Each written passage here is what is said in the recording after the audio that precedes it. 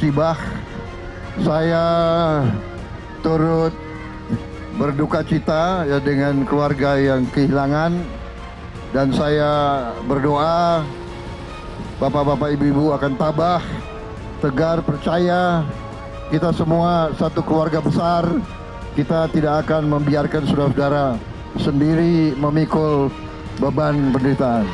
Pemerintah Republik Indonesia adalah pemerintah milik rakyat. Kita bekerja untuk rakyat, kita berbakti untuk rakyat, kita akan mengelola, menjaga kekayaan negara supaya bisa membantu rakyat. Untuk itu, marilah kita saling membantu, marilah kita bersatu, sama-sama menghadapi masa susah, dan sama-sama nanti menyongsong masa lebih baik. Ya.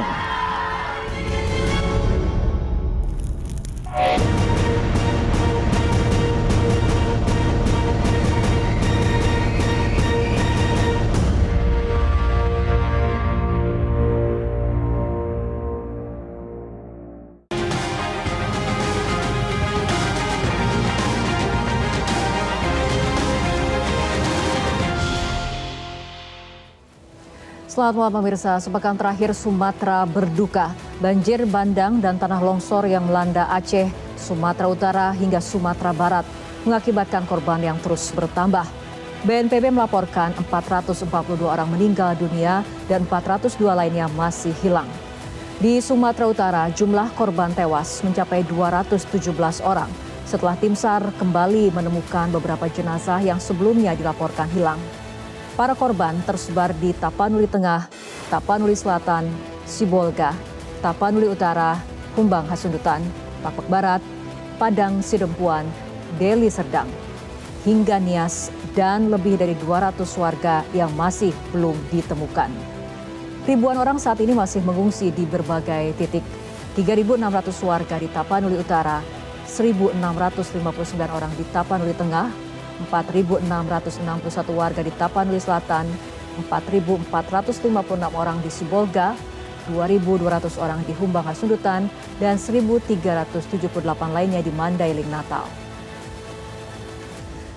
Sementara itu di Aceh, 96 orang meninggal dunia dan 75 masih hilang. Sementara jumlah pengungsi mencapai sekitar 62.000 kepala keluarga di 11 kabupaten kota.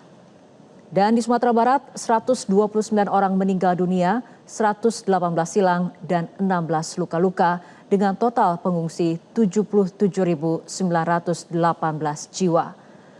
Memasuki hari ke-7 status darurat bencana, BNPB menegaskan seluruh unsur pemerintah, TNI Polri, Basarnas, Kementerian Lembaga hingga relawan masih bekerja penuh untuk mencari korban, memenuhi kebutuhan dasar, dan membuka akses menuju wilayah yang masih terisolasi.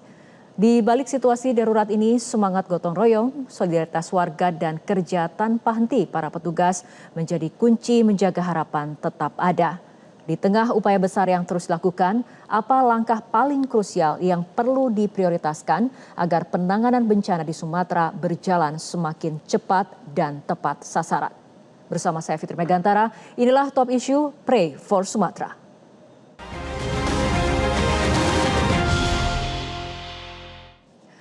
Pemirsa, sebelum kita membedah lebih mendalam terkait bencana yang terjadi di 3 provinsi di Sumatera, kita akan ikuti perkembangan terkini dari lokasi bencana. Ada rekan Al-Hadi Habibi dari PD Jaya Aceh dan Ifdal Amal dari Padang Pariaman Sumatera Barat. Saya akan ke Al-Hadi di Aceh terlebih dahulu. Al-Hadi, sejauh ini bagaimana kemudian upaya pencarian yang dilakukan hingga malam hari ini? Apakah masih terus dilakukan atau dihentikan sementara?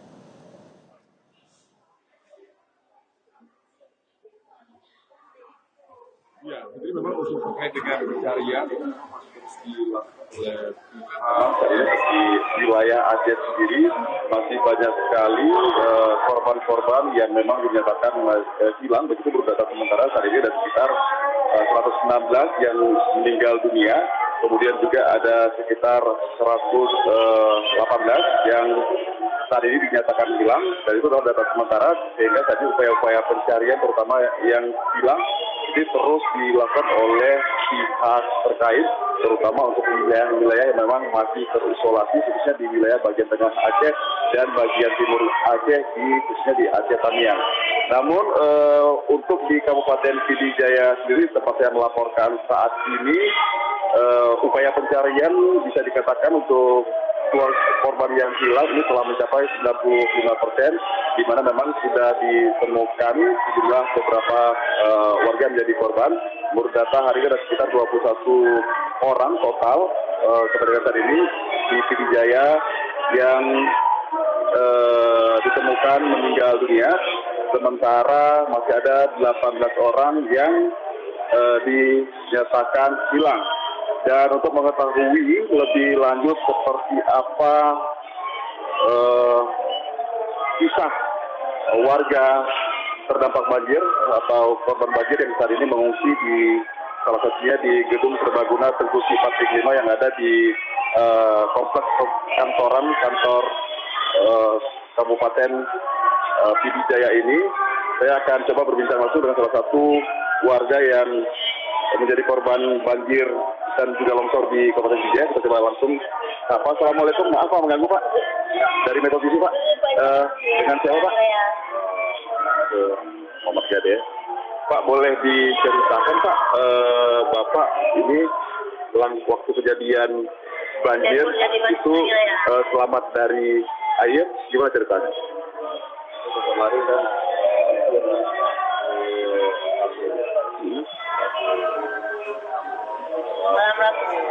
malam Rabu.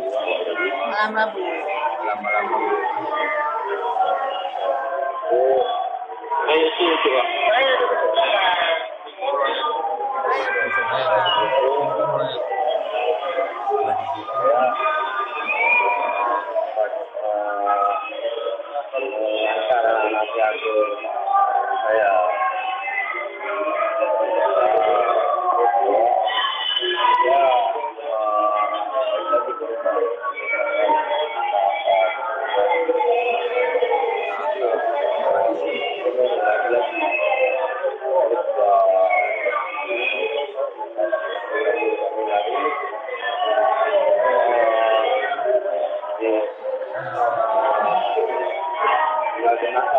Seberapa parah Pak waktu itu Pak banjirnya di tempat Bapak tinggal di desa mana Pak? Berawang, Kecamatan Merdu ya. Itu seberapa parah Pak sih? Di tempat Bapak itu airnya setinggi berapa dan sekencang apa?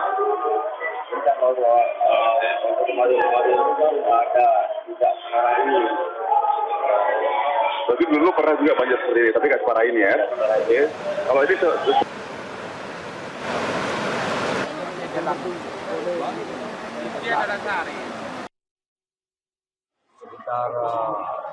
2 meter ya.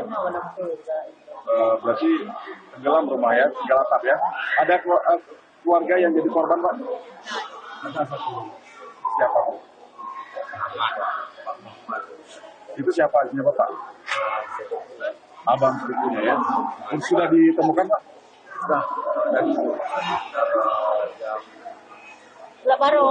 Baru ditemukan sore tadi.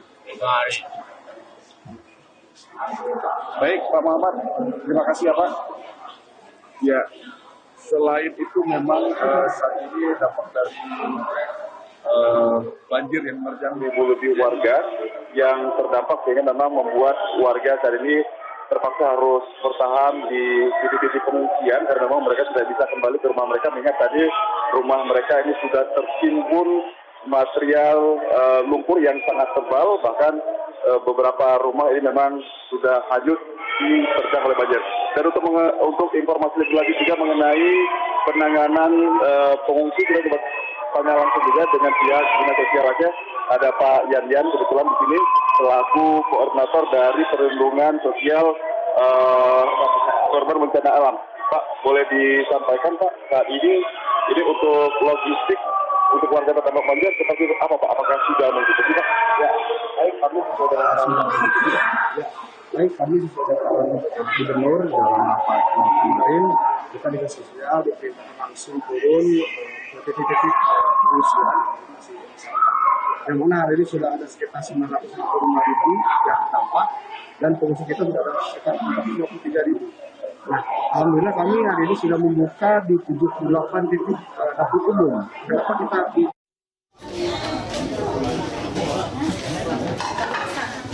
satu rendang, satu kardus beras, rendang macam enam bambunan lah. Sembilan. Kementerian Sosial bekerjasama dengan teman-teman relawan Taruna Siaga Bencana. Alhamdulillah hari ini kita sudah membuka di beberapa titik yang sudah kita operasionalkan. Saya juga kita ada kirim natura bantuan langsung untuk dimasak oleh fungsi-fungsi yang hari ini sudah membuka dapur umum mandiri untuk wilayah yang terisolasi itu gimana nih Pak? Nah kemarin sesuai arahan pimpinan Pak Gubernur memerintahkan kepada seluruh instansi teknis baik vertikal dan sebagainya kita sudah menurunkan ke Aceh Utara juga ada kemarin kita kirim 2 truk langsung dan kita juga hari ini sedang mendorong dari kementerian melalui Medan jalur laut kita insya Allah dalam waktu lama lagi akan masuk Aceh Tamiang, Aceh Timur, dan Aceh Utara.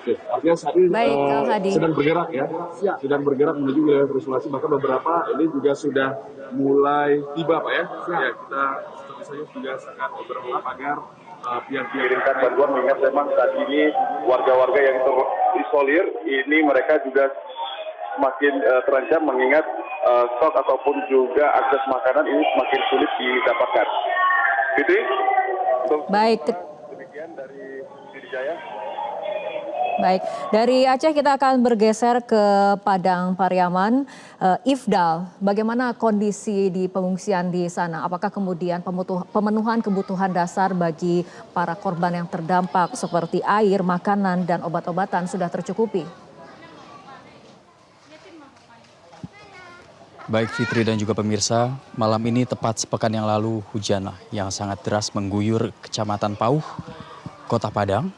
Di titik saya ini saat berdiri saat ini merupakan salah satu pengungsian yang mana merupakan sekolah dasar SDN 02 Kecamatan Pauh di Kota Padang. Begitu pemirsa bisa dilihat bahwa di sini para warga, ribuan warga yang awalnya sejumlah sekitar 1.790 mengungsi di sini setelah seminggu berangsur mulai berkurang dan akhirnya kini jumlahnya sekitar 350 warga yang masih mengungsi di sini.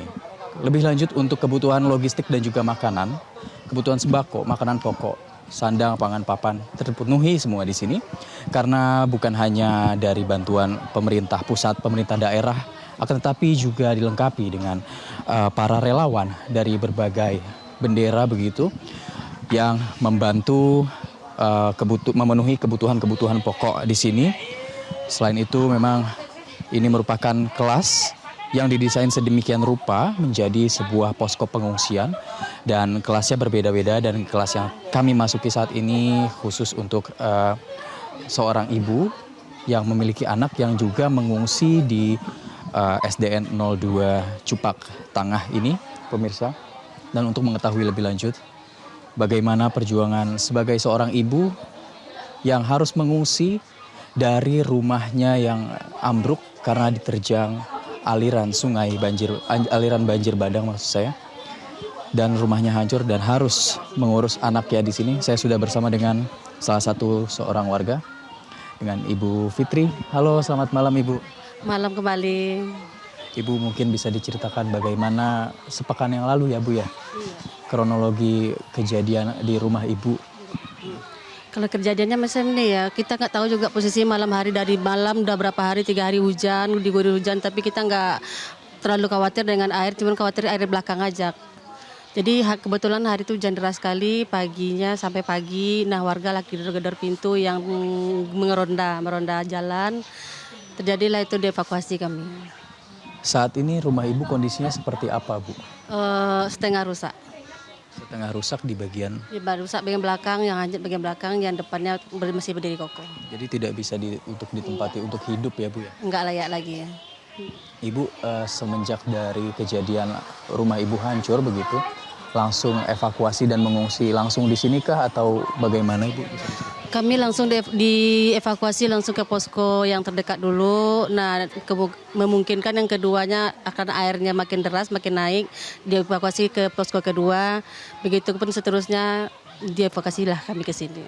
Jadi memang sebelum dengan hari yang sama. Di hari yang sama Ibu sudah dievakuasi ke 3 titik posko. Ketiga titik iya. Sampai tengah malam kami ke sini, jam 2 malam kami dievakuasi lagi ke sini yang lebih aman. Ini artinya titik terakhir setelah ini sudah lebih membaik begitu ya Bu? Iya. Ibu kalau boleh tahu di sini anggota keluarganya bersama siapa saja Ibu? Ibu, adik, kakak, anak-anak. Bersama orang tua, ibu, adik, dan juga anak-anak. Bagaimana Bu mengurus anak di tempat pengungsian ini? Apalagi apakah ada anak yang masih bayi atau balita Ibu? Bagaimana tantangannya di sini? Di sini masih ada anak-anak, masih ada bayi. Cuman kasihan dengan anak-anak ya. Pertama bayi dengan anak-anak. Kalau kita dewasa masih mending bisa tahan. Tapi kalau anak-anak dewasa dengan bayi itu sulit untuk diinikan untuk di ruangan ini butuh lah dipisahkan lah setidaknya untuk yang layak lah untuk anak-anak dengan bayi gitu. Untuk anak Ibu sendiri, apakah rewel ataukah bagaimana Ibu kepikiran atau seperti apa Ibu?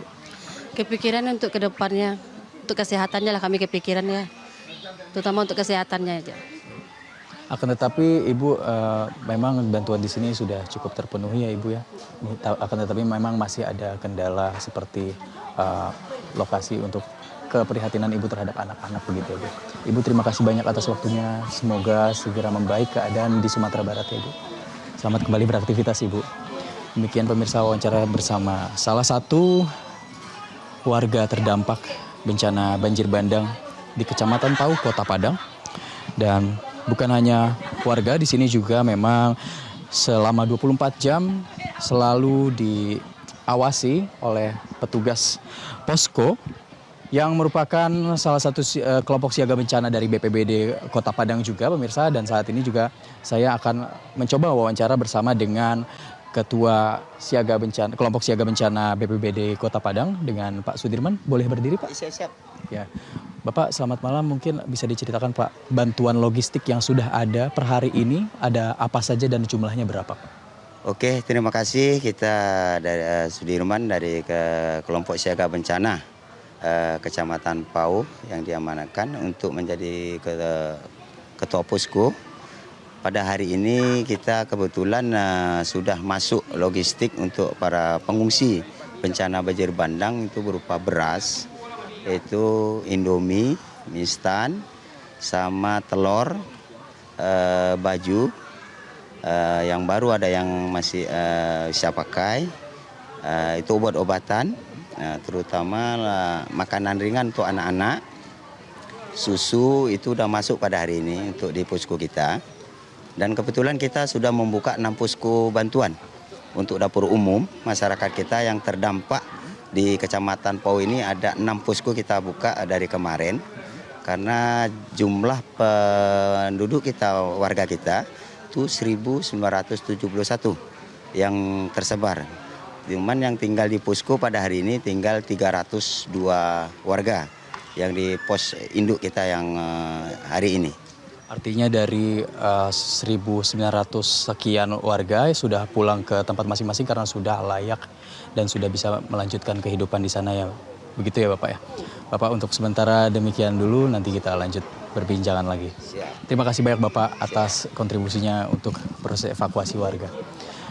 Demikian pemirsa wawancara saya bersama dengan salah satu warga dan juga salah satu petugas yang berjaga di sini. Memang angka jumlah pengungsi secara berangsur menurun dari 1.900-an menjadi 300. Ini menandakan memang kalau untuk di Kota Padang sendiri kondisi sudah membaik, akan tetapi memang masih ada beberapa kendala dan juga masih ada proses pencarian yang terus dilakukan oleh pihak baik pemerintah pusat maupun pemerintah daerah, lebih tepatnya di daerah terisolasi seperti contohnya di Kabupaten Agam yang mana di sana ada ratusan rumah yang terkubur lumpur. Untuk sementara demikian, Fitri, kembali ke Anda di studio. Baik, terima kasih Ifdal Amam melaporkan langsung dari Padang Pariaman, Sumatera Barat. Dan sebelumnya juga kita sudah mendengarkan laporan langsung dari rekan Al-Hadi Habibi di PD Jaya Aceh. Dan pemirsa tetaplah bersama kami, Top Issue akan kembali dengan ulasan bersama para narasumber dan juga perkembangan terkini dari wilayah Tapanuli Selatan, Sumatera Utara.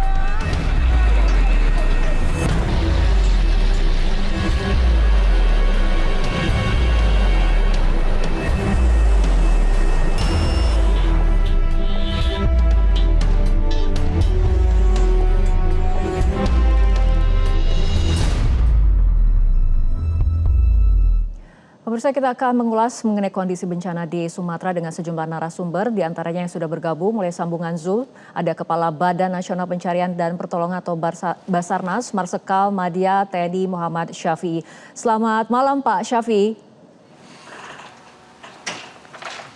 Selamat malam Mbak Fitri. Baik, terima kasih telah bergabung bersama kami malam hari ini dalam Top Issue, dan juga di studio telah hadir narasumber ahli Disaster Risk Reduction Center di RRC atau Pusat Pengurangan Resiko Bencana Universitas Indonesia, Bapak R. Hadianto Warjaman. Selamat malam Pak Hadianto. Selamat malam Ibu Mbak Tri. Ya, Selamat baik. malam Pak Marsikal Madya Muhammad Syafii. Baik. Terima kasih Pak Hadianto telah bergabung bersama kami di studio Metro TV. Pak Hadianto. Baik, Bapak-Bapak, sebelum kita membahas lebih mendalam mengenai topik untuk malam hari ini, selanjutnya kita akan terhubung terlebih dahulu dengan rekan kami, Iqbal Himawan, yang saat ini sedang berada di Desa Garoga, Tapanuli Selatan, Sumatera Utara. Iqbal, dari penelusuran yang Anda lakukan di lapangan, bagaimana sebetulnya situasi di Medan ataupun situasi Medan di lokasi Anda melaporkan saat ini? Menjadi pertanyaan tersendiri Fitri pada saat kita berbicara soal timing ataupun waktu, momentum, ini sudah 6 hari pada saat bencana terjadi, artinya hampir sepekan. Namun ternyata masih ada warga, terutama di Desa Garoga, yang sampai saat ini masih terisolir. Dalam arti ini mereka mendapatkan bantuan yang dibutuhkan seperti kebutuhan dasar, yakni bahan pangan ataupun kebutuhan dasar lainnya. Nah, kalau Desa Garoga sendiri ini memang terdiri dari 2 wilayah ya. Jadi mereka terbagi antara wilayah yang di Tapanuli Selatan dan Tapanuli Tengah. Kami tadi masuk melalui jalur Tapanuli Selatan. Nah, dari jalur Tapanuli Selatan bisa kami gambarkan bahwa situasinya menyerupai situasi pasca tsunami, karena rumah yang ada di sana semua sudah tersapu dengan banjir, tempat-tempat ibadah, perkantoran, semua sudah tidak tampak, hanya menyerupai seperti hamparan gurun pasir dan juga batang-batang pohon yang berserak di sekitar Desa Garoga. Meski demikian, jalur untuk menuju ke arah Desa Garoga yang di wilayah Tapanuli Tengah itu sudah dibuka dengan menggunakan alat berat. Meski demikian, warga di situ tentu tidak bisa mendiami lagi rumah mereka karena selain hanyut sudah tidak bisa digunakan lagi. Jadi mereka mengungsi di posko pengungsian terdekat, yakni di posko pengungsian Batu Hula. Nah, sementara itu tadi jika saya berbicara tentang warga yang masih terisolasi, kami tadi menyeberang menuju ke Desa Garoga yang berada di wilayah Tapanuli Tengah. Nah, karena jalur itu masih putus sehingga warga harus menggunakan batang kayu atau harus meniti batang kayu. Kemudian untuk menuju ke desa tersebut masih harus meniti satu lagi jembatan sementara dari batang-batang kayu. Nah, ini cukup berbahaya, tentu saja kami melihat beberapa kali warga terpeleset sehingga mereka harus dibantu untuk meniti batang pohon yang menjadi jembatan tersebut. Nah, sementara itu dari laporan terkini kami langsung mendapatkan tadi berbincang langsung dengan Kepala Desa dari Garoga, Bapak Risman Rambe, menyatakan sejauh ini 30 korban dinyatakan meninggal dunia, sementara 20 lainnya masih dilaporkan hilang dan hingga saat ini belum ditemukan. Selain akses yang masih terisolasi, ini juga pasar, kantor semua juga sudah rata dengan tanah karena tersapu dengan longsor dan banyak warga yang mengaku belum mendapatkan bantuan. Bahkan tadi kami pada saat menyeberang menuju ke wilayah Tapanuli Tengah, mereka mengaku belum mendapatkan beras-beras. Pada saat kami tanyakan itu sudah ada karung beras yang diantar, apakah sudah mendapatkan, mereka ada yang mengatakan kepada kami dan kami sempat rekam bahwa beras-beras tersebut ternyata tidak diberikan langsung tetapi dijual kembali. Tadi bahkan sempat menyebut angka ya, Rp460.000 untuk satu karung beras. Tentu ini perlu dikonfirmasi kembali apakah memang benar seperti itu, namun kami mendengar langsung kesaksian dari warga yang bercerita kepada kami pada saat kami melakukan peliputan di sana. Kemudian mata pencarian warga di sana, petani dan sawah mereka semua tersapu oleh longsor, otomatis mata pencarian mereka hilang. Padahal mereka belum sempat memanen sawah-sawah mereka. Dan sementara itu mereka yang bermata pencarian seperti yang setiap hari mengendari bentor itu juga kesulitan mendapatkan BBM. Mereka sempat mengaku bahwa untuk mendapatkan BBM pertama kali mereka harus menuju ke sebuah semacam SPBU dan mereka harus mengantri selama berjam-jam dalam kondisi lumpur selutut dan tidak boleh diwakilkan, sehingga mereka berdiri selama 12 jam. Semua harus dilakukan demi meneruskan penghidupan mereka. Nah, batang-batang pohon yang kemarin juga sempat kita saksikan sendiri viral di media sosial masih berada di jembatan dan menutupi jalur sungai yang seharusnya bisa dialiri air. Namun karena tertutup oleh batang-batang pohon tersebut, akhirnya aliran itu menuju ke aliran lain dan membuat aliran baru yang akhirnya tadi digunakan warga untuk meniti jembatan darurat tersebut menuju ke wilayah yang Tapanuli Tengah. Nah, sementara itu pada saat kami menuju di Desa Garuga, Tapanuli Tengah, perekonomian terhenti, warung-warung tutup, pasar tidak lagi beroperasi, hanya terlihat 1-2 warga yang menjual hasil bumi mereka seperti jagung dan juga durian. Nah, oleh karena itu mereka berharap agar bantuan bisa segera sampai ke tangan mereka yang hingga saat ini membutuhkan, hanya bergantung pada bantuan yang masuk baik dari pemerintah maupun donatur, Fitri. Baik, terima kasih Iqbal Himawan melaporkan langsung dari Desa Garuga, Tapanuli Selatan, dan kita akan kembali menyapa para narasumber yang sudah bergabung bersama kami malam hari ini. Saya akan ke Pak Syafi'i terlebih dahulu. Pak Syafi'i, tadi kita sudah mendengarkan bersama bagaimana kemudian laporan langsung rekan-rekan dari lapangan, ada dari Aceh, ada dari kemudian Tapanuli Selatan, ada dari Sumatera Barat. Salah satunya masih ada kemudian warga yang terisolir, belum mendapatkan bantuan. Sebetulnya kondisi upaya search and rescue sampai sejauh ini ataupun sampai malam hari ini seperti apa, Pak? Terima kasih. Bisa saya sampaikan gambaran umum pelaksanaan operasi SAR yang dikendalikan oleh Badan SAR Nasional, di mana Basarnas telah mengaktifkan 3 tempat SAR Mission Commander. Yang pertama ada di Aceh, kemudian yang ada di Sumatera Barat, dan juga yang ada di Sumatera Utara.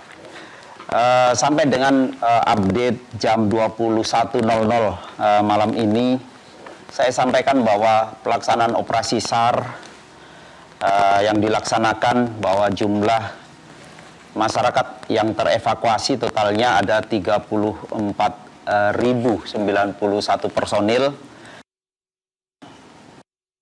539 orang kita evakuasi dalam kondisi meninggal dunia, dan yang selamat 33.552.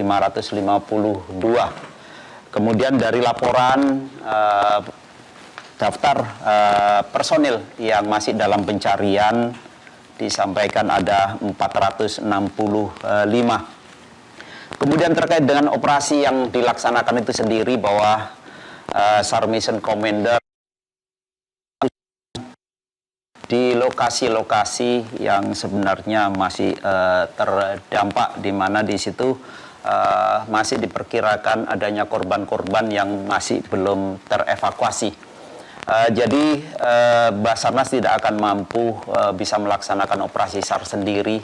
Perlu sinergitas kerjasama dari semua komponen, antara lain bahwa Basarnas sangat membutuhkan apabila ada informasi-informasi secara cepat, harapannya bisa tersampaikan ke kantor-kantor SAR yang terdekat atau di mana personil SAR yang sudah tersebar, sehingga kita bisa melakukan tindakan-tindakan yang bisa kita lakukan dengan lebih cepat. Mungkin itu sebenarnya yang kita harapkan. Baik, Pak Syafi'i, mengenai harapan juga diharapkan ini kan upaya penanganannya dapat dengan cepat, tepat, dan juga bisa diprioritaskan. Apakah kemudian ada prioritas operasi yang kemudian disesuaikan dengan medan di lokasi misalnya di Aceh, Sumatera Barat, Sumatera Utara? Iya, betul, bahwa tentunya operasi yang dilaksanakan oleh tim Basarnas gabungan ini pasti akan disesuaikan dengan situasi dan kondisi yang dihadapi. Salah satunya bahwa karena operasi ini dihadapkan dengan dampak bencana hidrometeorologi, di mana adanya banjir, kemudian ada arus bahkan banjir bandang dalam bentuk lumpur yang membawa material-material dari hutan. Kemudian juga ada beberapa titik longsor, tentunya sarana prasarana dan juga personil yang dilibatkan juga harus disesuaikan dengan kebutuhan itu.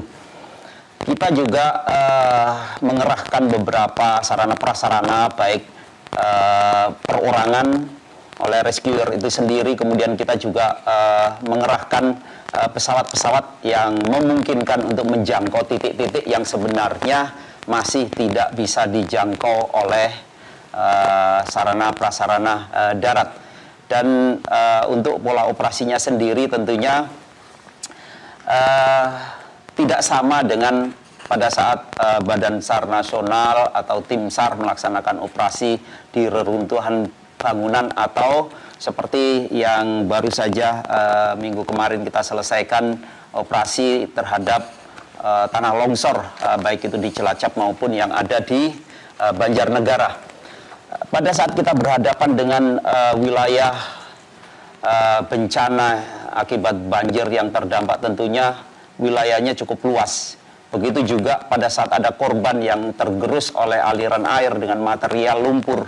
Tentunya ini menjadi pertimbangan-pertimbangan tersendiri.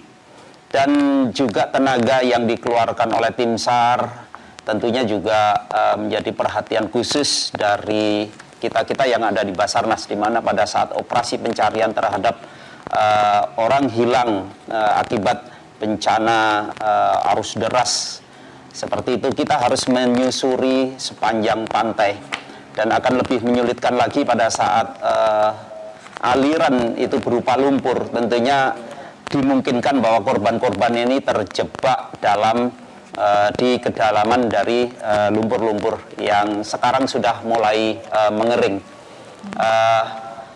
sehingga kebijakan yang diambil oleh Basarnas, kita menambah perkuatan. Hari ini kita kerahkan lagi satu kapal Ganesha dari Jakarta dengan membawa beberapa peralatan yang dibutuhkan di lapangan, termasuk juga kita menambah personil dengan jumlah 150, dan di dalamnya ada logistik-logistik khusus untuk pelaksanaan baik rehabilitasi ataupun yang lain. Demikian. Oke, baik. Kita masih akan terus membahas mengenai perkembangan dari upaya pencarian dan juga evakuasi, tapi kita ikuti jeda berikut terlebih dahulu.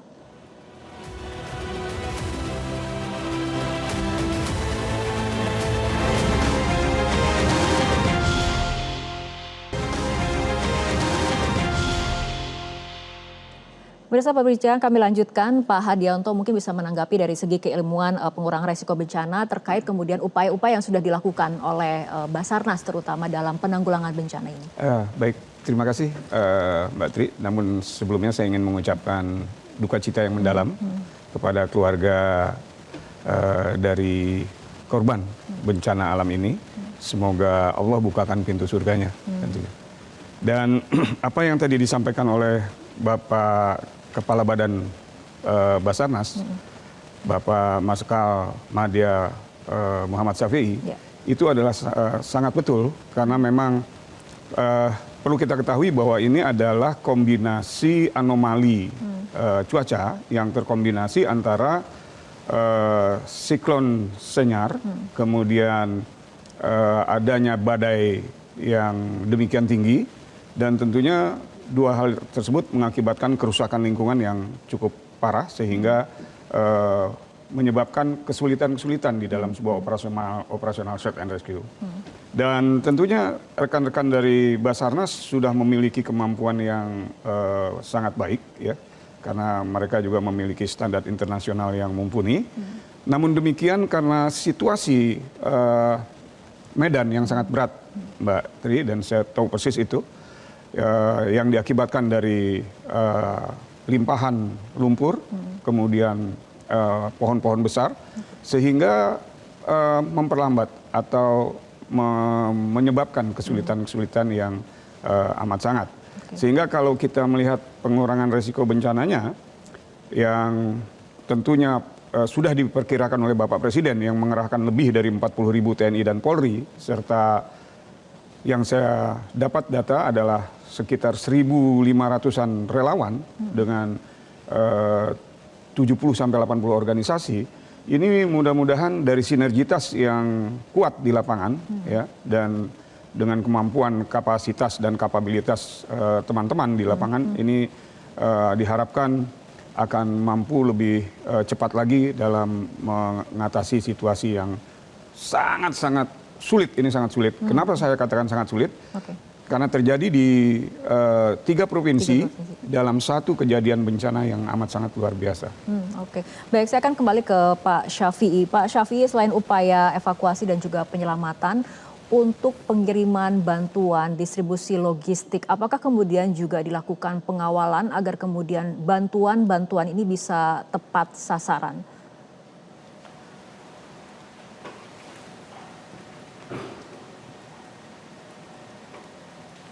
Hilang lagi. Pak Syafi'i. Ya.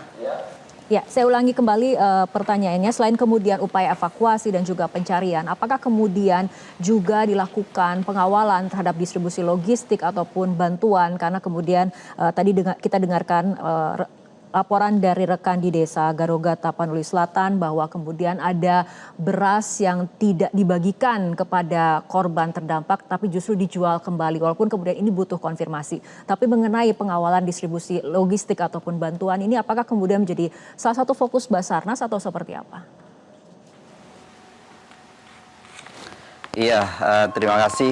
Terkait dengan tugas-tugas lain di luar dari tugas SAR, tentunya memang apapun yang dilakukan oleh Badan Nasional Penanggulangan Bencana atau BNPB ini juga menjadi tanggung jawab kita bersama, termasuk adanya, kalau misalkan adanya logistik yang disalurkan ke daerah, kalau di situ ada personel Basarnas pasti akan ikut terlibat. Memang fokus kita terhadap pencarian khususnya korban-korban yang dilaporkan hilang itu yang menjadi kekhususan dalam kegiatan kita. Tapi untuk tugas-tugas yang lain, mulai dari ikut membuka akses sampai ikut memantau logistik untuk sampai di sasaran, itu juga kita lakukan. Mungkin seperti itu. Oke, Pak Syafi'i, sebetulnya wilayah mana yang sampai saat ini butuh penanganan khusus, Pak? Ya, di beberapa titik ada daerah-daerah yang memang menjadi perhatian kita. Yang pasti di mana daerah itu masih ada korban yang dinyatakan hilang, itu yang menjadi konsentrasi kita. Seperti di Sumatera, di wilayah Mandailing, Natal juga masih ada laporan, kemudian di Humbang, Hasandutan, Tapanuli Utara, dan juga Tapanuli Selatan. Kemudian juga di Sumatera Barat, di wilayah Agam, Solok, Lembah Anai, serta lintas sungai Padang Pariaman, ini juga menjadi konsentrasi tim Basarnas. Kemudian di wilayah Aceh sendiri, wilayah pesisir utara hingga dataran tinggi tengah juga masih memerlukan evakuasi lanjutan. Memang kalau dihadapkan dengan luas wilayah yang terdampak, dihadapkan dengan jumlah personil SAR yang ada, tentunya kita tidak mampu untuk menyebar seluruh personil. Karena itu butuh kerjasama dari potensi-potensi, dan alhamdulillah potensi yang tergabung di SMC dalam pelaksanaan operasi ini mencapai 6.816. Ini di luar dari kekuatan-kekuatan atau potensi yang dari TNI, Polri yang sudah tergelar di seluruh wilayah. Jadi dalam pelaksanaannya memang kita memprioritaskan kedaruratan yang membutuhkan penanganan khusus. Seperti kalau misalkan diperlukan adanya kegiatan ekstrikasi, kemudian membutuhkan pesawat, tentunya itu yang menjadi prioritas-prioritas kita. Oke, baik Pak Syafi'i.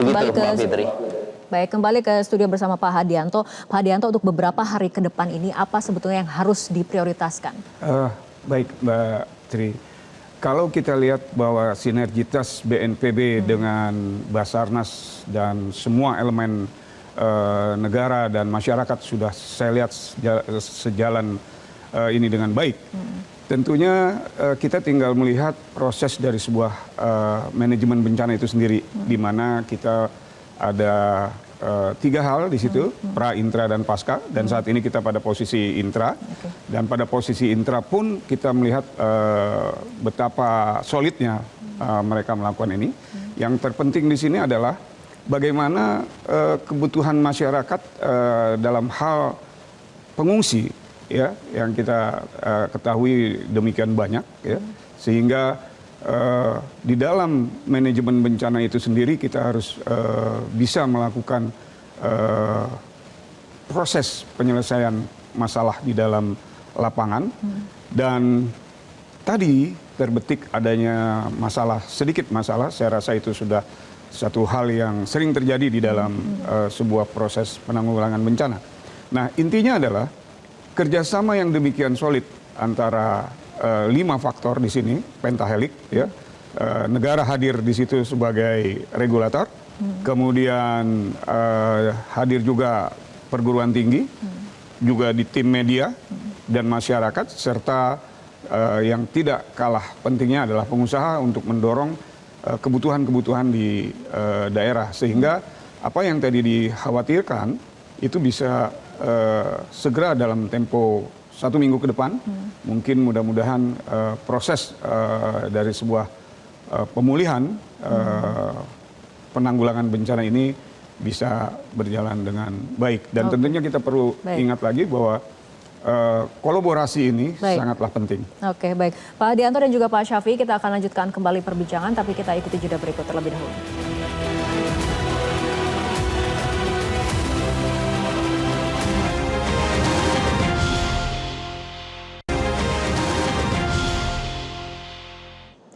Pemirsa, kita akan lanjutkan kembali perbincangan. Pak Syafii, untuk desain ataupun skenario pencarian dan juga evakuasi untuk besok akan seperti apa? Apakah kemudian strateginya akan sama dengan hari ini atau bagaimana? Iya, terkait dengan strategi yang akan kita laksanakan pada saat next operasi yang kita laksanakan, tentunya ini didasarkan atas evaluasi yang kita laksanakan setiap selesai kita melaksanakan operasi. Seperti pada saat awal-awal kejadian di mana hujan debit air yang luar biasa, tentunya kita hanya personil yang tersebar dekat dengan lokasi-lokasi yang dilaporkan terdampak banjir. Kemudian pada saat ternyata dampak dari hujan yang lebat ini akhirnya memutus, ada titik-titik yang akses sehingga daerah ini terisolasi. Tentunya pergerakan kita akhirnya ada yang menggunakan jalur air dan juga menggunakan sarana-sarana potensi yang ada di wilayah setempat untuk mengambil tindakan awal. Kemudian pada saat sekarang mungkin sudah membaik, di mana kita sudah menyebar Starlink di semua titik sehingga komunikasi sudah mulai bisa terbuka lagi. Kemudian pada saat akses jalan itu masih tertutup, kita juga di beberapa titik untuk melaksanakan operasi SAR kita menggunakan helikopter. Mulai dari kita menerjunkan personil, kemudian kita mengevakuasi personil-personil yang perlu mendapatkan evakuasi dengan cepat. Dan itu sudah kita laksanakan kemarin. Kemudian untuk rencana ke depan, besok kita sudah mulai, karena akses jalan juga sudah mulai terbuka, terhadap korban-korban yang belum ketemu, kita juga akan melibatkan K9 untuk mempercepat pencarian terhadap korban-korban yang kita mungkinkan terjebak dalam lumpur-lumpur yang tidak terlihat itu. Seperti itu misalkan. Baik Pak Syafii, selanjutnya saya akan kembali ke Pak Hadianto. Tadi mengatakan mengenai ada fase-fase pra-bencana, intra-bencana, dan juga pasca-bencana.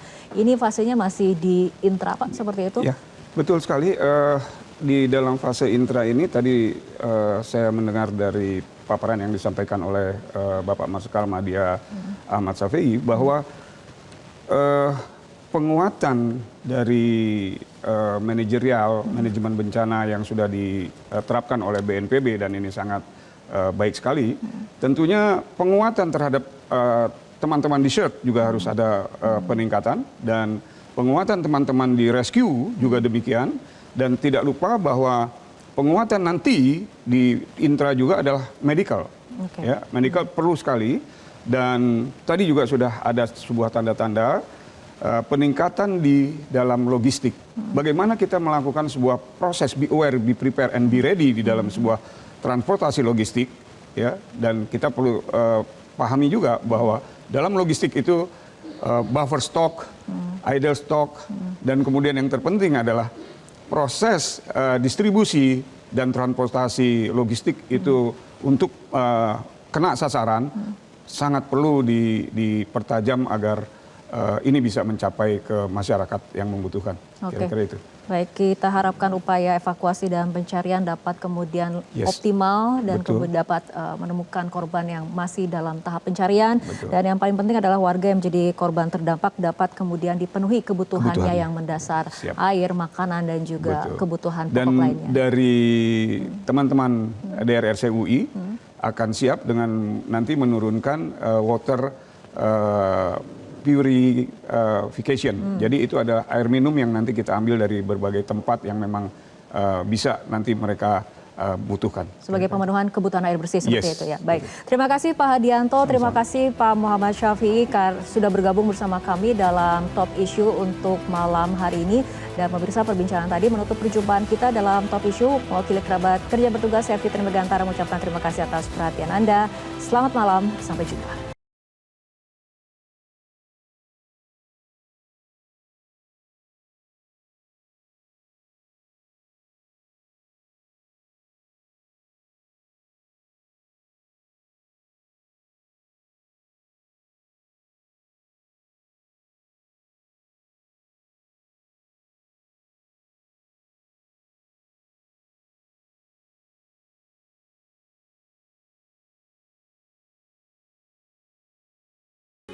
Metro TV